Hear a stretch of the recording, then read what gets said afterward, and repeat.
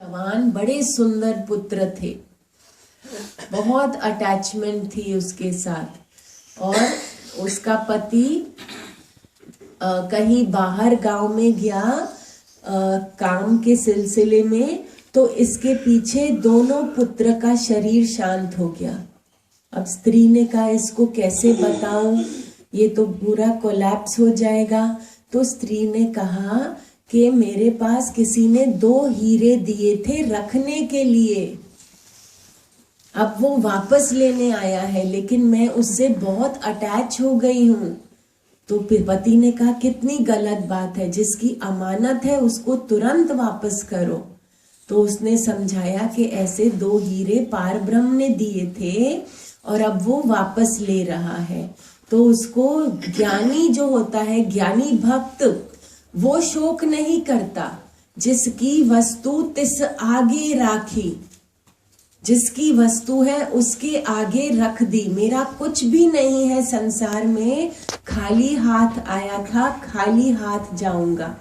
यहाँ पे जो भी मिला है एंजॉयमेंट के लिए मिला है, उसको त्याग पूर्वक भोगना है।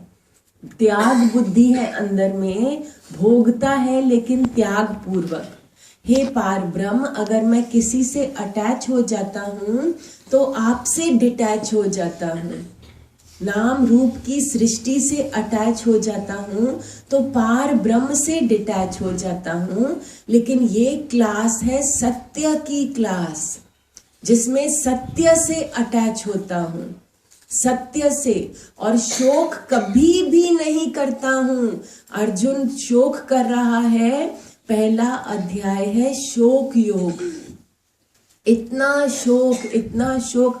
भगवान ने मुस्कुराते हुए कहा, हे अर्जुन, पंडिते वाले वचन तो बोल रहे हो, लेकिन ज्ञानी जन किसी के लिए शोक नहीं करते। जो ज्ञानी है उसका पहला लक्ष्य है अशोक रहना। ज्ञानी का अशोक है। कोई संसार की प्रॉब्लम उसको टच गिरा ही नहीं कर सकती। उसको संसार की सारी प्रॉब्लम्स आए, वो अशोक सच्चिदानंद ब्रह्म, सच्चिदानंद में